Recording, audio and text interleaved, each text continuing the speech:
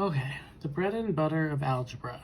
Section 5.3, factoring trinomials by grouping, or guess and check. I'm not going to recommend the guess and check technique personally, but if it's something that you are comfortable with, and previously you can. The goal of what I call the AC method, or the factoring trinomials by grouping, is to undo the combination of the midterms when we FOIL. So remember when you multiply x plus 3 times x plus 5, you would get a 5x and a 3x that combine. So our goal is to use some techniques to break apart these middle terms so that once we have 4 terms, we can use grouping to factor. An example, x squared plus 8x plus 15. The two numbers that multiply to 15 that add to 8 are 5 and 3. So we separate our middle term into the 5x and the 3x that 5 and 3 represent. From there, we can group our terms and factor out a common factor to get our factored form. Now you may not need this when it's just a 1 in front of x squared, but this is particularly valuable when you are having an a greater than 1. So for example, looking down at number 2, the 6x squared, though we can't factor out the 6, becomes a problem. So here, a squared plus 3a minus 10 can be rewritten as a squared plus 5a minus 2a minus 10. And then from factoring by grouping here, we know this is a times a plus 5 minus 2 times a plus 5. So our two factors are a minus 2 and a plus 5. So this is the idea. It can really assist us in getting where we want to go with our factoring. Now 6x squared plus 13x plus 6 can be rewritten as 6x squared plus 9x plus 4x plus 6. And again, if we go grouping, 6x squared and 9x share a 3x, leaving 2x plus 3. 4x plus 6, they share a 2, leaving a 2x plus 3. So our two factors are 3x plus 2 and 2x plus 3. So the reason these ones are particularly difficult is we can't just put the variable by itself in the front. There's other numbers multiplied with it. So we've got a little more work to do in that regard. Lastly, 8s squared plus 2st minus 3t squared. We can break that middle 2 into a negative 4 and a plus 6. And again, we group, factoring. These two share a 4s, leaving 2s minus t. The second set share a 3t, leaving 2s minus t. So that means my factors are 4s plus 3t and 2s minus t. Now normally, you have to come up with those two middle terms to figure out what they're going to create. Like, it's not given to you. So how do we figure out what those two middle terms are if we weren't given them? Because when there's a number in front of your squared term at the beginning, so if a is greater than 1, then you're going to have to take some skills to get where you want to go. Okay, so let's look at 4r squared plus 3r minus 10. Okay, so the AC method, normally we would look for the factors of 10 that add to 3. We can't do that anymore because this 4 here, when you're distributing, it's going to influence what's in the middle because you're no longer multiplying by 1. So you need to take the 4 and multiply by the negative 10, which is negative 40. So this is the number that your digits multiply to, your middle two terms. They multiply to negative 40. Now if they multiply to negative 40 and add to 3, we can reasonably say that those two numbers are, the bigger one has to be positive, are 8 and negative 5. So once you multiply a and c, now you get 8 and negative 5. These don't go into parentheses with r.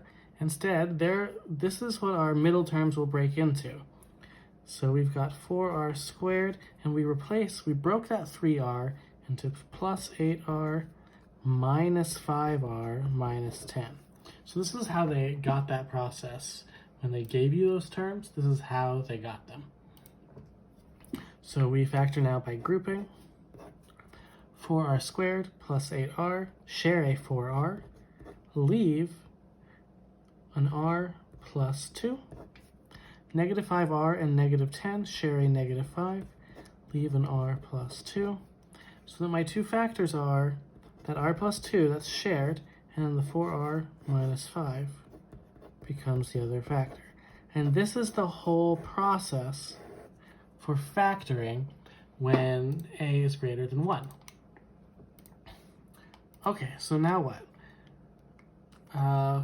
Let's do another one on this page, and I'll leave one more for you to do. 21m squared plus 13m plus 2. This is a large number in front. Obviously, I can't find two factors of 2 that add to 13, so if we had tried that, it wouldn't work. But again, I multiply the 21 times the 2 to get 42. I'm actually looking for factors of 42 that add to 13. The two that do that are 7 and 6. And again, that breaks my middle terms into a 7m and a 6m. So I've got 21m squared plus 7m plus 6m plus 2, and I factor by grouping. 21m squared and 7m share 7m. What do they leave? When I divide, I get a 3m plus 1. 6m and 2 share a 2, also leaving a 3m plus 1. So my two factors are the shared factor, 3m plus 1, and the rest combining, the 7m plus 2. Now, I'll leave 3 for you to do using the AC method, so let's look at the next page. Some people don't do this. Some people strategically use trial and error. Now, what do I mean by strategically? Okay, let's take 2x squared plus 7x plus 6, and we know we're going to factor it. Well, we know they multiply to a positive and add to a positive, so we're probably talking here about two positives. Now, there's only one way to make 2x squared. That's 2x times x. So they separate it here, and now they're just looking for factors of 6, and they're trying to fix the combinations. So all those possible combinations are 2x plus 6 and x plus 1, 2x plus 1 and x plus 6, 2x plus 2 and x plus 3, and then 2x plus 3 and x plus 2. Now, you can immediately rule out, for example, this one and this one, because if that 2, these both share a 2, right, that we could pull a 2 out. If those shared a 2 the whole time, we would have been able to pull out a 2 at the beginning, but because of the 7, we couldn't do that. So those ones get thrown out, and you're left with just those two, and you can test the middle term. Now, why I don't think that's a good idea is if you're making these assumptions, it's easy when the numbers are small, like 2 and 6, right? But what if you get a number like 12? 12 has so many terms, it becomes so hard to deal with. So while you can use this method to figure out that this is actually the right answer, I wouldn't recommend it because it makes it really hard for you. So if you like trial and error and you use it, that's fine, but I would just not recommend it. Once you get here and write out all your options, you can use the multiplication or FOIL it out to see which one works. But again, I don't think it's the greatest option. So we're going to do one more on the next page and then do more practice in the next video. So again, if the homework tells you to use trial and error, you are not required to do it, but I'll show you how we will do it. 5z squared plus 12z plus 4. Okay, the easy number to deal with here is the 5z and the z, and we know that they're both plus. So what are my options for 4? It's either 1 and 4 or 2 and 2.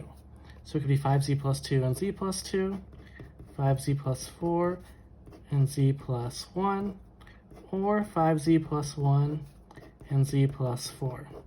Now we're looking for the combination that produces a 12 in the middle. So looking at this one, 4 times z, if we're foiling, plus 5z times 1 makes 9z. So this middle term would be 9z, which isn't right. This one makes 21z, which isn't right. When I multiply this one out, I get 2 times z on my inner term and 10z on my outer term, which is 12z, which is the right one.